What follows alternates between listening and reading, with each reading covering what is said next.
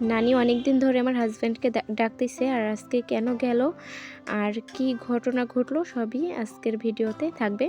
আসসালামু আলাইকুম এভরিওয়ান, আশা করি তোমরা সবাই ভালো আছো। আর আলহামদুলিল্লাহ, আল্লাহর রহমতে আমিও অনেক অনেক ভালো আছি।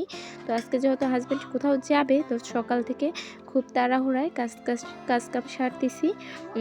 আমি প্রথমেই গোস্ত ভিজিয়ে নিয়েছি, আর এখানে এই যে অনেকবার ধুয়ে নিচ্ছি। খুব ঝটফটে আছি, আর আগের থেকেই বাটা মশলা বেটে নিয়েছি, আর পেঁয়াজ দিয়ে দিচ্ছি। পেঁয়াজটা ভাজা ভাজা করে নিয়ে তরকারিটা রান্না করব। তো হাজব্যান্ড নানির বাসায় কেন যাচ্ছে সেটা ক্লিয়ার করি। আমার নানিরা হচ্ছে ঘর দিছে 1 বছর ধরে, ঘর দেওয়া প্রায় কমপ্লিট বলতে একদম কমপ্লিট। মামা সামনের মাসে আসবে ঈদের মধ্যে, তারপরে বিয়ে করবে। এর জন্য ঘর বাড়ি দিচ্ছিল, ঘর দেওয়া শেষ। যেহেতু হিসাব পাতি করা বাকি আছে, নানি যখন যা খরচ হয়েছে টুকটাক করে লিখে থুইছে একটা কাগজে বা একটা খাতায়। তো হিসাব করার মানুষটা যেহেতু নেই, মামা বাড়িতে নেই, তাহলে হিসাবটা করে দেবে কে, কত কি খরচ হলো, কেমন কি লাগলো, সব একটা হিসাব থাকা ভালো। তো এর জন্য ডাকতেছিল অনেক দিন ধরেই, 2 মাস ধরে ডাকতেছিল যে এসে হিসাবটা করে দিয়ে যাও। আমাদের বাবুর আব্বু সময় পায় না, পুকুরে থাকতে হয় আর খেতে দিতে হয়, সারাদিন কাজ থাকেই। যেহেতু সময় পায় না, যাব করে আর যাওয়া হচ্ছিল না। তো আজকে ডেট ফেলাইছে আর বললো রোজার আগেই ঘুরে আসি। এর জন্য আজকে গেল, 2 দিন থাকবে, হিসাবপাতি করে দিয়ে রমজানের আগেই চলে আসার চেষ্টা করবে ইনশাল্লাহ। আর রমজান মাসটা কোথাও থাকাটাও ঠিক না, কারণ ইবাদত হয় না।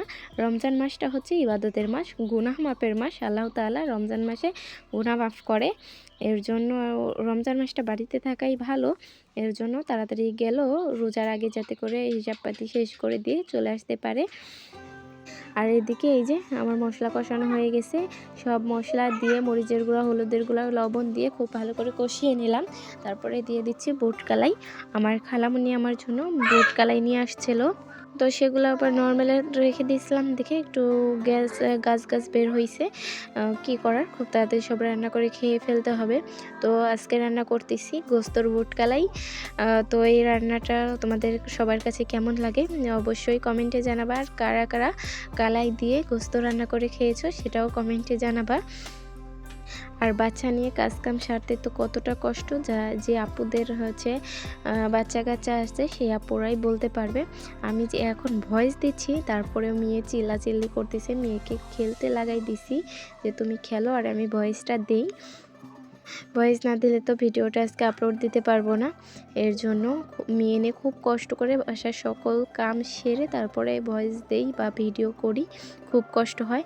আর তারপরে যদি এত কষ্ট করে ভিডিও করার পরেও যদি তোমরা না দেখো তাহলে কেমন হয় বলো, কেমন লাগে? খুব খারাপ লাগে, খুব কষ্ট লাগে যে এত কষ্ট করে ভিডিও করি আর কেউ ভিডিও দেখে না। যাই হোক, কষ্ট করতে থাকি, কষ্টের ফল নাকি মিষ্টি হয়, দেখা যাবে।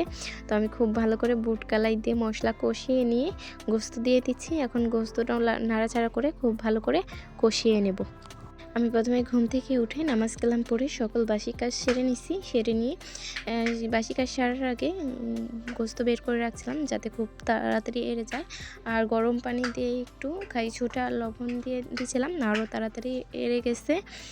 আর আমার সকল কাজ সারতে প্রায় 8টা সাড়ে 8টা বেজে গেছিলো। আর হাজব্যান্ড এসে গোসল করে খাওয়া দাওয়া করে 10টার দিকে রওনা দেওয়ার কথা নানির বাড়ির উদ্দেশ্যে।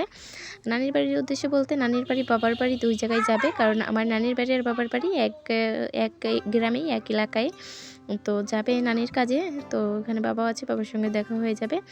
আর পুকুর থেকে এসে গোসল করতে গেছে, গোসল করতে গিয়ে টেবলটা নষ্ট করে দিছে, জোরে জোরে হয়তো বা ঠাসি দিছে। আর টেবলের নিচে আগেই একটু ক্ষয় হয়েছিল, চেক বল উল্টে গেছে। তো চেক বল পাল্টাতে যে আরও অনেক রোগ ধরা পড়লো টেবলের। তো এইদিকে আমার রান্না কমপ্লিট, এখন হাজব্যান্ডের সঙ্গে সাহায্য করব। এই যে এদিকে টেবল খুলে রেখে দিছে, আর বাজারে গেছে চেক বল আনতে। এই পানি উঠে আছে, বাজারে গেছে চেক বল আনতে। চেক বল আনা হলে তারপরে টেবলটা সারবে। চেক বল আইনে টেবলটা সারছে, কিন্তু তারপরেও পানি ওঠেনি। এই যে এই লোহার নিচে আর কি সমস্যা, তো চেকগুলো এনে সারার পরেও সারা হয়নি। তারপরে আবার বাজারে গেছে, আবার বাজারে যেয়ে লোহা কেটে লোহা ঝালাই করে এনে অনেক সমস্যা। তারপরে এই কাজ করতে করতে প্রায় 1টা বেজে গেছে। হাজব্যান্ডের আর সকালে যাওয়া হয়নি। তো এই কাজ কাম সেরে তারপরে হাত মুখ ধুয়ে রেডি হয়ে তারপরে হাজব্যান্ডের নানির বাসার উদ্দেশ্যে গেছে। যাইতে যাইতে 3টার দিকে রওনা দিছে। সেই সকাল 8টার সময় যাওয়ার কথা, সেই বিছানা 3টার সময় রওনা দিছে। এই যে এখানে একটু সাজুগুজু করতেছে হাজব্যান্ড, আয়নার সামনে দাঁড়িয়ে চুল আঁচড়াচ্ছিল, একটু আতর ইউজ করতেছিল। রেডি হয়ে গেছে, অলরেডি যাবে। আর আমার প্রিয় আপু এবং ভাইয়ারা, এই পর্যায়ে এসে আমার ভিডিও কোথাও কোনো অংশ যদি একটু ভালো লেগে থাকে তাহলে অবশ্যই একটা লাইক, কমেন্ট, শেয়ার এবং সাবস্ক্রাইব করে আমার ফ্যামিলির সদস্য হয়ে যাবা। আমি যেহেতু ভালো খারাপ সব কথাই তোমাদের সঙ্গে শেয়ার করি, তাই হাজব্যান্ড কোথাও বেড়াতে যাচ্ছে এটাও তোমাদের সঙ্গে শেয়ার করলাম। এই যে হাজব্যান্ড চলে যাচ্ছে, মেয়ে যদি জানে তাহলে কান্না করবে, এর জন্য মেয়েকে আমার কাছে রেখে তারপরে হাজব্যান্ডকে এগিয়ে দিলাম একটু। আজকের ভিডিও এই পর্যন্তই। সবাই ভালো থাকবে, সুস্থ থাকবা। আল্লাহ হাফেজ।